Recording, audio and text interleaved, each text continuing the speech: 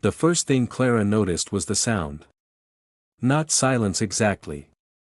The apartment was never truly silent. There was always something, the elevator cables humming faintly inside the walls, footsteps crossing the hallway outside, the radiator clicking every few minutes like it was remembering something old. But there was a particular absence inside those sounds, a hollow space where another life was supposed to exist. Elias was in the kitchen. She could hear the careful rhythm of him preparing coffee. Cup placed on the counter. Spoon against ceramic. Cabinet opening. Closing. Every movement measured. Every movement familiar. For 6 years she had loved that steadiness in him. Now it felt like standing beside a clock that never lost a second but had stopped telling the right time long ago. Clara sat at the edge of the couch with her book open in her lap, though she had not turned the page in almost 20 minutes. Rain moved softly against the windows. November rain. Thin and persistent. Elias walked into the living room carrying 2 cups. "Still raining," he said. "Yes." He handed her the coffee. "Thanks." He nodded once and sat in the armchair near the lamp. Not beside her. Not far either. Just not beside her. That was how things had become between them, close enough to look complete from across the room. The coffee was too bitter. Not terribly bitter. Not enough that someone else would mention it.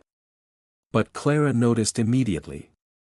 Elias had forgotten the sugar again. She almost told him.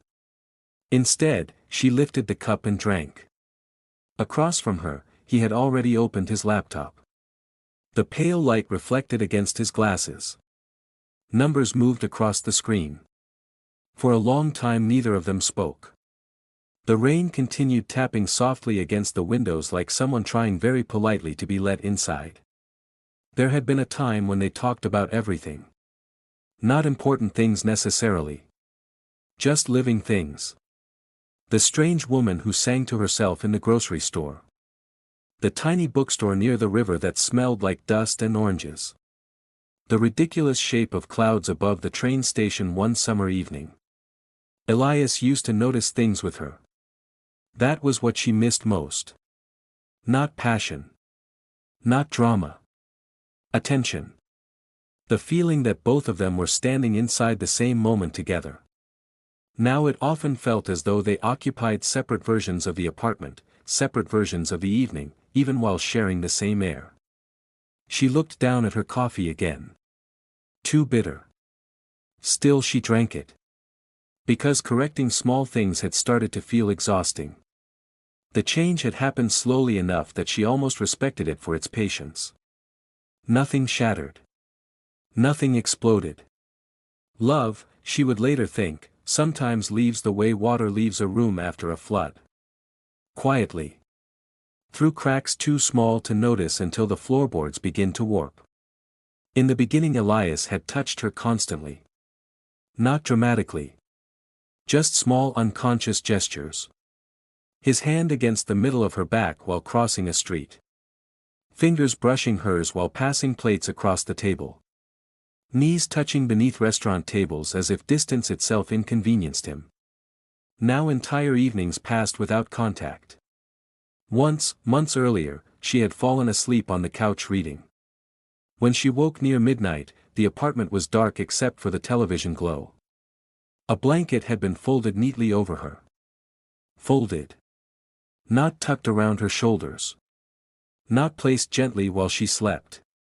Folded. Carefully. Correctly. Like something done out of habit instead of tenderness. The realization hurt more than she wanted it to. In February, Clara's father died. Quickly. A heart attack in a supermarket parking lot while returning a shopping cart. One ordinary Tuesday dividing the world into before and after.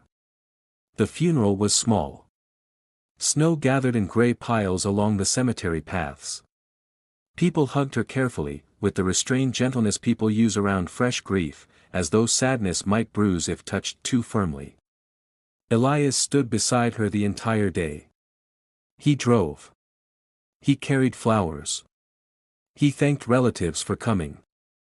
Everyone told Clara how lucky she was to have such dependable support. She nodded because it was easier than explaining the strange loneliness of being accompanied perfectly by someone who could no longer reach her emotionally at all. That night, after returning home, she sat on the bathroom floor still wearing black tights and stared at the tiles for a long time. Elias knocked once before entering. "You should try to sleep," he said softly. She looked up at him. For one impossible second she wanted him to kneel beside her. She wanted him to gather her into his arms so suddenly and completely that all the careful distance of the past years disappeared at once. She wanted him to say, "I know. I know this hurts. Come here." Instead he rested one hand briefly against the doorframe. "I set some tea beside the bed," he said. Then he left. Clara sat there a little longer after the door closed. Not crying anymore. Just tired. Tired in a place deeper than sleep could reach. A week later she found herself standing alone inside a grocery store staring at pears. There was nothing special about the pears. Green. Slightly uneven. One had a bruise near the stem. But suddenly she remembered being 8 years old beside her father in another grocery store, his voice explaining how to tell when fruit was ripe. "Not too hard," he had said, pressing gently against a pear with his thumb. "Not too soft either. You have to pay attention. Pay attention." The words stayed with her the entire walk home. That evening Elias was sitting at the dining table answering emails. She stood in the hallway holding her keys. He looked up briefly. "Hey. Hey. How was your day?" "Fine." He nodded and returned to the screen. And Clara understood then with a clarity so sharp it almost felt physical. Love cannot survive indefinitely inside unattended spaces. Not dramatic neglect. Not cruelty. Just the slow erosion that happens when two people stop reaching toward each other. That night she opened the bedroom closet and looked at her suitcase. It was dark blue with one broken wheel. She had owned it before Elias. The sight of it filled her with a strange quiet steadiness. As though some older version of herself had been waiting patiently all these years. She did not leave immediately. Real endings rarely happen in one moment. Instead she began noticing things. The untouched piano in the corner covered with dust. The postcards they used to send each other while traveling that now sat hidden inside a drawer. The way Elias said, "We should," instead of, "Let's." The absence of laughter. Not arguments. The absence of laughter. That was worse somehow. In April, the city warmed. People opened windows again. One Saturday morning Clara walked alone through a street market near the river. Wind moved through rows of hanging fabrics and flowers. Somewhere nearby a musician played violin badly but enthusiastically. She stopped at a small stall selling handmade ceramic bowls. One bowl was imperfectly shaped. Its glaze gathered darker near one edge. Beautiful because of it. The old woman running the stall smiled. "This one surprises people," she said. "They think they want perfect until they hold something human." Clara bought the bowl. At home she placed it on the kitchen counter. Elias noticed it that evening. "New?" he asked. "Yes." He looked at it for a moment. "It doesn't match the others." "I know." Something inside her shifted quietly into place. 3 weeks later she left. Not angrily. Not secretly. She waited until Sunday afternoon when sunlight filled the apartment in long pale rectangles. Elias was reading in the armchair. She stood near the window holding her coat. "I think I'm unhappy," she said. The words sounded smaller out loud than they had inside her head for months. Elias looked up slowly. For a moment he seemed genuinely confused. "As in now?" he asked. And there it was. Not cruelty. Not malice. Just distance so complete he had stopped seeing her entirely. Clara almost smiled. Not because it was funny. Because suddenly everything made sense. I think, she said carefully. I have been unhappy for a very long time. The room remained still around them. Outside, someone was laughing on the street below. A dog barked twice. Life continuing. Elias closed his book. I didn't know, he said quietly. I know. That was the tragedy. Not that he intended harm. But that love had faded so gradually neither of them knew exactly when they stopped protecting it. She left with one suitcase. At the train station she bought tea in a paper cup too hot to hold properly. The platform smelled like rain and metal.